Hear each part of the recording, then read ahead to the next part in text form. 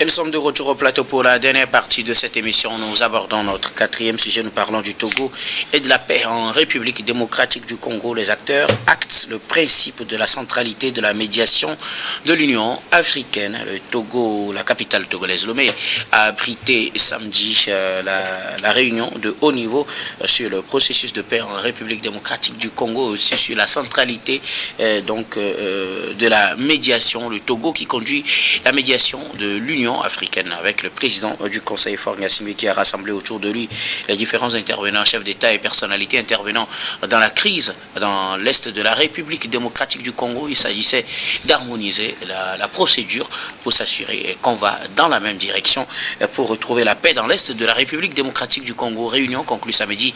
Nous en parlons avec nos invités. Vous le savez, pour le quatrième sujet, la parole est à qui veut la prendre en premier pour ses analyses, ses observations. Le Togo fait de son mieux pour apporter son expertise afin d'aboutir ou bien d'amener les différents camps en conflit à trouver la paix dans l'Est de la République démocratique du Congo. Je ne sais pas qui veut réagir en premier.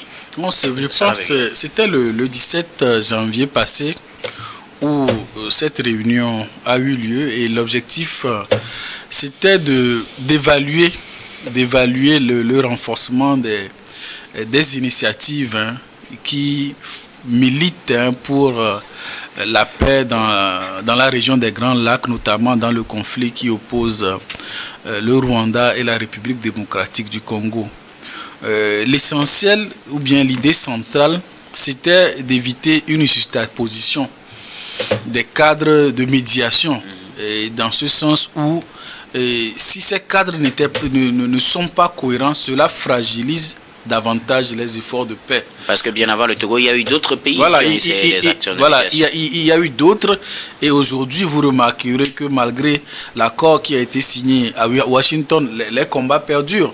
Et donc je pense qu'il a été perçu comme une nécessité vitale de revoir les actions qui sont menées et de les rendre plus cohérents et logiques pour éviter que tel-ci négocie avec tel-ci négocie avec tel autre, et donc d'avoir une approche, je dirais, centrale, c'est-à-dire ce qui est centralisé sur un même groupe de travail, afin que les efforts ne soient pas fragmentés de gauche à droite. Je pense que c'est l'essentiel, et sinon, il a si bien dit, je vais le paraphraser, l'échec relatif des processus de paix dans les Grands Lacs tient moins à un déficit d'engagement qu'à une fragmentation stratégique.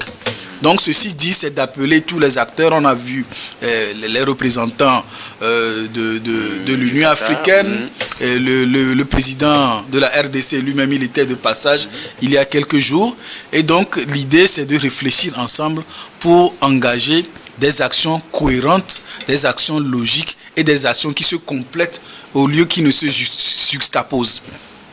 Merci beaucoup à vous, Sanaviel Sadio Echou. Le Togo fait de son mieux pour amener les acteurs à parler d'une même voix afin d'aboutir à la paix dans l'Est de la République démocratique du Congo. Daimou Bodi, Gabin Adjaro, je ne sais pas lequel d'entre vous va aller à la suite de Sana. Oui, je loue les efforts du président du Conseil qui fait tout pour que la paix règne dans cette partie de la RDC. Le Togo a toujours été un pays de paix et donc travaille à ce que la paix règne un peu partout dans le monde. Mais excusez-moi si j'ai un petit conseil à donner au président du Conseil. En toute humilité, je lui demanderai de démissionner de ce poste-là parce que il ne fera pas de la magie, c'est une perte de temps. Parce que déjà, on avait vu la même chose. Aujourd'hui, on est en train de parler de la centralité de la médiation de l'Union africaine. Je pense que c'est une mission grandiose qu'on lui a confiée, mais l'Union africaine sait très bien qu'il ne fera pas de la magie et que la paix ne viendra pas du Togo ni du président du Conseil togolais. Parce que déjà, on avait vécu la même chose. Joao Lourenço n'est pas moins médiateur que M. Faure Gnassingbé. D'ailleurs, il est proche géographiquement de la zone de conflit. Mais les mêmes choses qu'on est en train de faire aujourd'hui par rapport au sommet et autres là, Joao Lourenço l'avait déjà initié. Il y a eu beaucoup de rencontres, même avec le Cinco avait déjà participé à ce genre de rencontres, mais après, ça n'a jamais rien apporté. Ça veut dire que les vrais acteurs de la paix dans l'Est de la RDC, ce n'est pas en Afrique. Ce sont des gens qui sont beaucoup plus puissants que nous. Et donc, à chaque moment qu'on se rencontre, on va avoir des idées, on va plaider pour que la paix règne, mais les vrais acteurs sont là. Et ces vrais acteurs-là, est-ce qu'ils veulent réellement la paix dans l'Est de la RDC? Puisqu'il y a des intérêts à jeu, il y a beaucoup d'intérêts à jeu. Bon, c'est pourquoi moi, je me dis que le président du Conseil, il se donne assez de mal pour que ces deux pays-là arrivent à s'entendre et qu'un accord de paix concret soit signé et que les conflits n'aient plus place dans cette cité de la RDC, mais malheureusement, ça ne se fera pas parce que déjà, il y a une partie de l'accord qui a été conclu de l'autre côté de Washington. Et si Doha et Washington sont rentrés en jeu, c'est parce que la médiation africaine avait échoué. Et ils n'ont pas le coup de franche pour pouvoir mener cette médiation-là. Donc ça ne veut pas dire qu'il n'y avait pas eu une certaine centralité de la médiation. Les Africains ont tout essayé, ils ont tout fait, mais ils se sont toujours heurtés à la mauvaise foi, soit du Rwanda, soit de la FCM23. Et donc, c'est parce que ça ne marche pas que, bon, les Washington et puis Doha sont rentrés en jeu. Parce que ici, sur le continent africain, même les dirigeants ou bien les médiateurs ont eu du mal à faire asseoir les deux belligérants, Félix Tshisekedi et Paul Kagame. Ils n'ont jamais réussi à les faire asseoir. Et depuis que le président du Conseil togolais a repris cette médiation-là, quand même, il a essayé de rencontrer les deux parties en aparté, chacun à part, quoi. Mais après, il n'a jamais réussi à les faire asseoir ensemble. Malgré tout ce qu'il a eu à faire, il s'est toujours heurté à la mauvaise foi de ces gens-là qui ne veulent pas réellement la paix parce que poussés par d'autres puissances. Moi, je l'ai toujours dit, je vais attendre la conclusion du second accord entre Kinshasa et la FCM23 à Doha pour voir réellement s'il y aura la paix dans l'Est de la RDC ou pas. Sinon, ce qu'on est en train de faire à Lomé, les rencontres et tout, c'est bien beau, c'est bien bon. Mais la vraie question est qu'on sait très bien qu'on ne fera pas de la magie et qu'on sera toujours heurté à ce genre de choses. Moi, je pensais qu'à cette rencontre, il y aura Félix Tshisekedi, il y aura Paul Kagame, mais la réalité est qu'ils ont envoyé des gens pour venir les représenter. Ben, à chaque moment, ce sont les mêmes choses qu'on dit. Et il faut dire aussi que on a juste parlé, on a fait une proposition par rapport à la création d'un secrétariat et tout ça. C'est la seule proposition concrète. Les autres, ce sont les mêmes choses qu'on vit tous les jours. Et ça ressemble beaucoup plus à un plaidoyer de la part de l'Union africaine à l'égard des autres puissances. Comme quoi, bon, permettez que ceci soit fait, ainsi de suite, ainsi de suite. Mais la réalité, on sait très bien que le président du Conseil, il essaie de faire aboutir la mission qui lui a été confiée, mais il sait très bien qu'il ne fera pas de la magie. Et tout le monde le sait, il ne fera pas de la magie. Donc, j'aime pas qu'on se leurre et qu'on perde notre temps dans un certain nombre de choses. Le président du Conseil, il a été élu comme président du Conseil pour le Togo avec un programme de société. Je pense qu'il va falloir qu'il laisse tomber cette histoire de la RDC et qu'il s'occupe beaucoup plus de nous parce qu'un mandat de 6 ans, bientôt on est il reste à peine 4 ans. Donc le temps passe très très très vite et on attend des résultats de la part de notre président du Conseil. Faire ce genre de médiation pour une crise aussi profonde dans l'Est de la RDC, ça nécessite assez de temps et assez d'énergie. Et donc, moi, j'ai besoin de mon président de conseil pour qu'il déploie cette énergie-là pour mon pays. Pas pour un pays qui, les gens, bon, eux-mêmes, ils ont décidé de ne pas faire la paix, où il y a des belligérants ailleurs qui sont beaucoup plus puissants. Si Washington et Doha ne réussissent pas à faire la paix après le second accord qui sera signé sûrement à Doha, alors là, je me dirais que c'est peine perdue. Donc, on attend de voir ce que la conclusion du second accord va nous donner avant de voir si on doit encore continuer cette médiation-là sur le plan africain ou pas. Mais pour le moment, moi, humblement, je demande au président du Conseil de déposer sa démission au niveau de la commission de l'Union africaine. Merci beaucoup à vous, Gamaya Djaro Daimou-Bodi. Oui, il y a le père de la nation qui disait que lorsque la case de ton voisin brûle et que tu ne l'aides pas, demain c'est la tienne qui prendra feu. Donc je pense que le président du Conseil togolais n'est pas prêt à baisser les bras et je pense que Gabin aujourd'hui ne va pas me dire qu'il connaît une crise dans laquelle ce monsieur a été impliqué et qu'il a échoué. Et donc c'est un monsieur qui ne fait pas assez de bruit, mais qui réussit toujours à atteindre les objectifs. Qui réussit toujours à atteindre les objectifs qui lui ont été fixés. La seule crise qui a été résolue, c'est la crise entre le Mali et puis la Côte d'Ivoire, c'est tout. Je pense que toutes les crises dans lesquelles le monsieur a été sollicité, les objectifs qui lui ont été confiés ont été atteints. Non, je ne suis pas sûr. Je pense que c'est faux. dans cette crise, le chemin continue. Bien sûr, bien évidemment que la crise est assez profonde. Et je pense que c'est compte tenu, il est bien avisé que c'est une crise assez profonde. Et il est en train d'utiliser la bonne des manières pour le faire. Il a aujourd'hui réussi à créer un secrétariat qui permettra de continuer les discussions, parce que les discussions étaient éparses. Aujourd'hui, on parle ici, de l'autre côté, après on parle ici, les organisations étaient diverses et tout ça. Aujourd'hui, à travers ce secrétariat, on pourra centraliser toutes les discussions et on va accélérer les négociations. Certes, il y a bien l'accord de Washington, il y a bien l'accord de Doha qui sont toujours en cours, mais malheureusement, les tensions continuent sur le terrain. Mais ça n'empêche pas à l'Union africaine de continuer les négociations, parce qu'en réalité, c'est à elle de résoudre les problèmes de l'Afrique. Ce n'est pas à d'autres personnes de venir sur notre continent pour résoudre les problèmes du continent africain. Aujourd'hui, l'Union africaine n'a pas été résoudre le problème du Venezuela et des États-Unis. L'Union africaine n'a pas été résoudre le problème de l'Ukraine et de la Russie. Ils sont en train de le faire chez eux. Donc notre problème sur le continent africain nous concerne. Moi, je salue et je félicite le président du Conseil pour cette initiative qui marque un pas assez important dans la résolution de cette crise. Parce qu'aujourd'hui, grâce à ce secrétariat qui est mis en place et à la centralisation de ces négociations, on pourra évoluer et que les gens pourront s'entendre. Quand M. Gabin dit qu'il n'a pas réussi à faire asseoir les deux, je m'inscris en faux. Il n'a peut-être pas encore atteint le niveau où il faut que les deux hommes puissent s'asseoir sur la même table pour avancer. Donc c'est factuel ce que je dis. Je pense qu'aujourd'hui... Les faits sont là, il n'a pas réussi à faire asseoir les deux. L'objectif, ce n'est pas de les faire asseoir. C'est d'arrêter. Mais comment faire pour trouver la paix? Le sommet, en tout cas, c'était pour harmoniser les mécanismes de médiation. Ça veut dire que même la médiation n'a pas encore commencé. La médiation a commencé depuis... Ça a commencé, mais c'est maintenant qu'on est en train de poser les jalons pour une bonne médiation. Non, je pense que là... C'est du leurre. Il ne faut pas se leurrer. Gabriel Adjao, on va rester dans les cadres définis pour cette rencontre à Lomé. Et c'était, comme on le disait, d'harmoniser les pratiques, parce qu'il y a une médiation qui est conduite par le Kenya, par exemple, avec le président Uhuru Kenyatta. Il y avait une médiation, celle que conduit le président Faure actuellement, avait été entamée par le président angolais, actuellement président de l'Union africaine, Joao Lourenço. Et il y avait d'autres mécanismes qui avaient été portés par les instances régionales. Et donc il fallait harmoniser les mécanismes pour s'assurer que l'Union africaine parle d'une seule et unique voix. Je pense que c'était ça l'objectif, pas pour faire asseoir autour d'une table Félix Tshisekedi et Paul Kagame. Eux, leur rencontre, c'était sous la médiation de Washington, ce qui leur a permis de signer cet accord.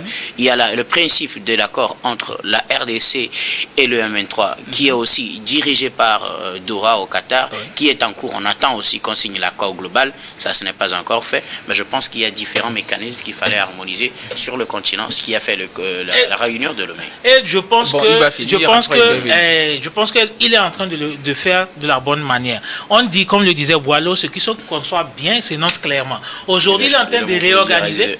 Arrivaisément. Voilà, et les mots pour le dire arrivaisément. Et donc aujourd'hui, je pense qu'il est en train de bien concevoir cette médiation. Il faut centraliser les discussions, ça permet d'aller beaucoup plus vite. Je pense qu'il va, pour moi, il réussit même à avancer beaucoup plus même que les attentes. Et j'espère vraiment que cette réorganisation permettra d'aller, parce qu'il y a assez de défis à relever dans la résolution de cette crise. Comme on le dit, c'est une guerre économique. Et donc, il y a des urgences.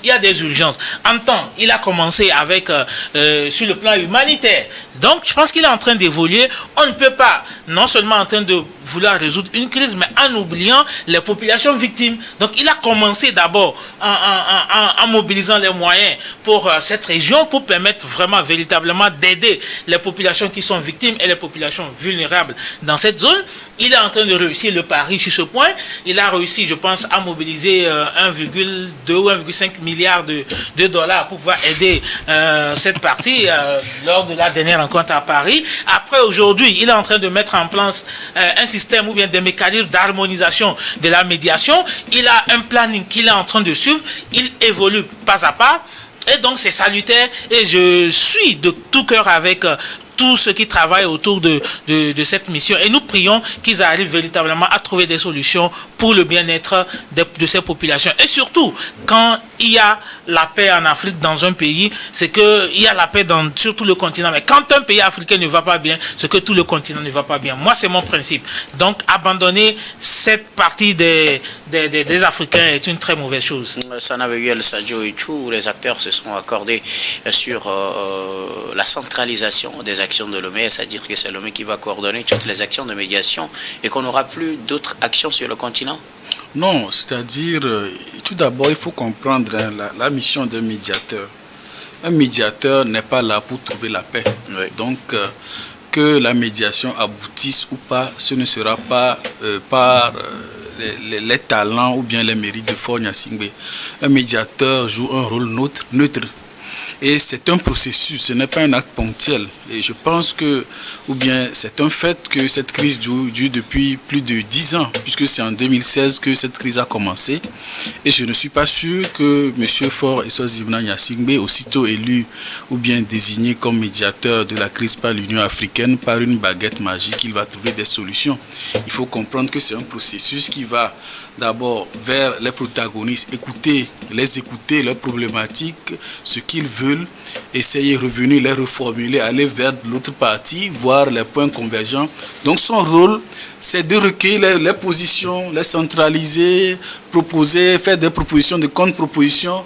Et quand on arrive à trouver un compromis à minima, on essaie de faire asseoir les parties. C'est comme si vous êtes un médiateur social, vous avez un couple qui est au bord du divorce. Ce n'est pas vous qui allez vivre en concubinage ou bien dans le foyer, c'est les deux. Donc, si les deux décident de ne pas s'entendre, mais vous aurez beau avoir les meilleurs mérites de ce monde, cela ne se réalisera pas. Et donc, il faut comprendre que c'est un processus. Et heureusement, puisqu'il y a les pays comme le Qatar, les États-Unis qui sont impliqués, effectivement, le 17 janvier, il y a le Qatar qui s'est fait représenter. Oui, justement. Un de ces ministres, il y a les États-Unis qui se sont fait représenter, il y a l'Union africaine qui se sont fait représenter. Et donc, je pense qu'on n'est plus sur la bonne voie. Je pense que M. Gabin, il est un peu pessimiste, il a ses raisons. Mais moi, je pense qu'on est sur la bonne voie. D'autant plus que la semaine passée, on abordait le même sujet où il se demandait ce que les Togolais gagnent lorsque le président du Conseil il s'investit de cette mission. Et je suis sûr, à moins qu'il n'a pas lu l'actualité ces derniers jours, il devrait accueillir avec beaucoup de joie que le Togo et le Rwanda ont conclu un accord d'exemption de visa pour les courts séjours. Donc c'est un fruit, c'est-à-dire qu'on peut le présenter comme un acquis pour nous, c'est un bénéfice que nous accordons. Et je pense que cette médiation a favorisé l'entente entre les deux pays davantage.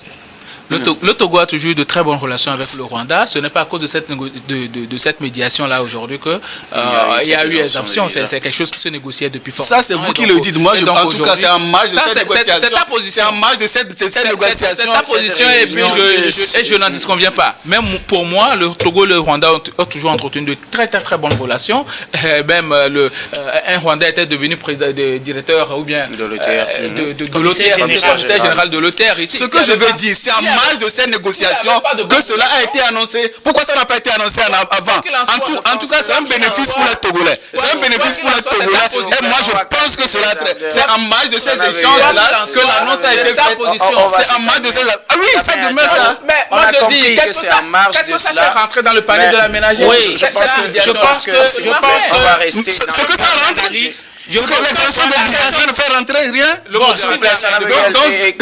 Daïmou et Gabin, on va rester dans le cadre du sujet. Nous parlons de la paix dans l'Est de la République démocratique du Congo. Les analyses connexes peuvent être données, mais on ne va pas centrer le débat là-dessus. Oui. Allez-y rapidement. Docteur, vous savez, ce n'est pas que quelqu'un ne veut pas la paix dans l'Est de la RDC. Tout humain voudra bien qu'il y ait la paix dans cette région-là. Mais moi, je suis factuel. Et je vois l'histoire. Depuis que cette crise a commencé, il y avait même eu un accord qui avait déjà été signé. Mais après, cet accord a été rompu et puis les hostilités ont repris. Ça veut dire que réellement, les gens ne veulent pas la paix. Les tenants de cette guerre-là sont ailleurs. Et le président du Conseil, moi je me plains pour lui parce que je me dis, le monsieur il a la bonne foi, il se donne beaucoup, il ils dépensent assez d'énergie, même d'argent, parce que pour organiser ce genre de choses, c'est de l'argent.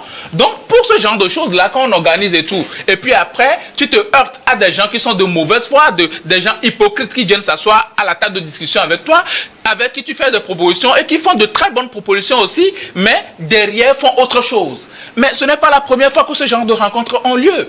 Je venais de le dire, Joël Lorenzo avait déjà fait ce genre de rencontre. Et j'avais dit que par rapport à ce que moi j'ai lu après cette rencontre-là, ce qui est sorti et tout, ben, c'est comme si on est en train de faire des propositions pour la bonne marche de la médiation. Et quand on parle de la centralité de la médiation, ça veut dire que l'Afrique n'était pas le centre même de cette médiation-là bien avant.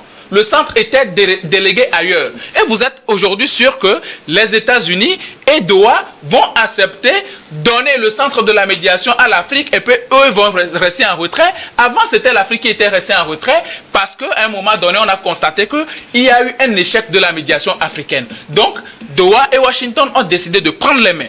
Mais aujourd'hui, quand on a nommé le président du Conseil togolais, bon, vous avez même vu, quand il était à Washington, il a été invité pour venir participer à la signature de l'accord. Ça veut dire que tout cela participe quand même à la recherche de la paix. Et l'objectif, Sana vient de dire que non, l'objectif du médiateur, ce n'est pas de trouver la paix. Moi, je dis que c'est de trouver la paix. Non, je dis que ce n'est pas à lui de trouver la paix, mais de favoriser la paix. Mais quand tu favorises la paix, ça veut dire que tu cherches la paix. Non, je suis pas d'accord. Non, je suis pas d'accord.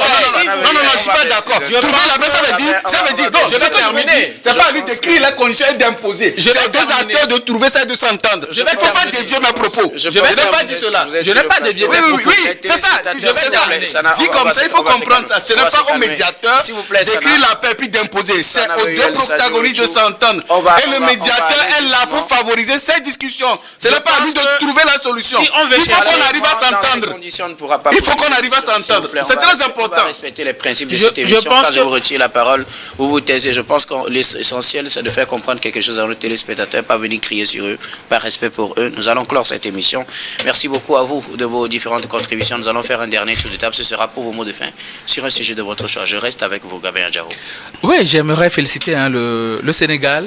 Les Lions de la Teranga qui étaient face aux Lions de l'Atlas hier, dans une guerre, je dirais, guerre footballistique, j'aimerais dire, parce que ça fait très longtemps que moi je n'ai plus assez d'émotion à suivre un match de football comme ça, mais c'était un très bon match, même si bon, il y a des faits de jeu qui à un moment donné ont sapé l'organisation de cette compétition, parce que voyant des joueurs d'envergure comme des pros comme Saibari, Hakimi et autres là, voler les serviettes du gardien Mendy et tout. Mais les Sénégalais, j'aimerais vraiment les féliciter parce qu'ils ont su rester hommes, ils ont su rester garçons, et c'est ça qu'on appelle homme, un vrai homme, un guerrier, un lion. Et donc félicitations à cette équipe qui a encore prouvé qu'ils ont de la ressource. Le Sénégal fait partie de ces équipes-là avec le Nigeria aujourd'hui qui peuvent composer 3 équipes types en même temps. Donc c'est du travail qui a été fait, et après 2021, aujourd'hui, ils remportent encore une seconde étoile. Vraiment félicitations à eux et vivement que le Togo s'en inspire. Merci beaucoup à vous, Gabin Adjaro. Vous êtes juriste et directeur des cabinets Juris Consulting. Merci d'être passé sur ce plateau. Merci docteur pour l'invitation. David Bodi, vos mots de fin. Oui, moi j'aimerais rendre hommage à notre illustre disparu. Vous savez, le 17, je pense le samedi, la communauté musulmane togolaise a perdu l'imam principal du pays. J'ai nommé feu Ali Kamatou Batakpali Touré, et qui depuis 1995 avait les rênes de l'imam principal de la ville de Sokodé. Donc c'était l'imam principal de d'Idaoré en même temps de la ville de Sokodé.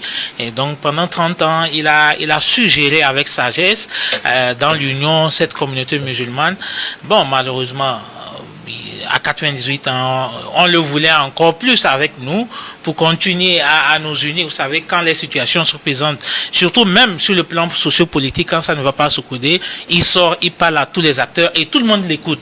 C'est l'une des rares personnes qui est écoutée par tout le monde, par toutes les sensibilités politiques, par toutes les couches sociales, et qui réussit aussi à s'unir avec toutes les autres confessions religieuses. Je vois à chaque fois, lorsqu'on veut, je ne sais pas comment on appelle ça, introniser l'évêque de Sokodé, il est toujours présent.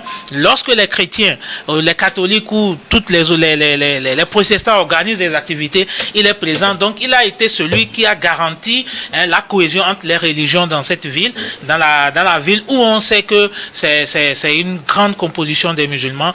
Donc chapeau à lui et paix à son âme. Nous présentons toutes nos condoléances à toute la communauté musulmane de Sokodé, à toute la communauté musulmane togolaise et aussi à la famille Alpha Toga qui, au-delà de l'imam, a perdu aussi un père, un grand-père de famille. Donc paix à son âme et bon courage à tous. Merci beaucoup. À vous, Daïmou Bori, vous êtes analyste politique. Merci d'être passé sur ce plateau. C'est moi.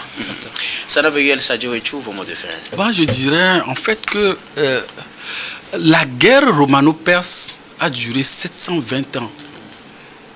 C'est le deuxième conflit le plus long de l'histoire. Ensuite, vous avez la Reconquista, c'est-à-dire la guerre entre les royaumes chrétiens et musulmans. Ça a duré 781 ans. Mais aujourd'hui, on n'en parle pas. Je pense qu'il y a de l'espoir pour tout pays en conflit de trouver la paix. Merci beaucoup. À vous, Sanaveyel Sadio Vechou, vous êtes analyste politique. Merci d'être passé sur ce plateau. C'est moi. Nous disons également merci à toutes les équipes techniques et rédactionnelles qui nous ont aidés à préparer et à présenter cette émission.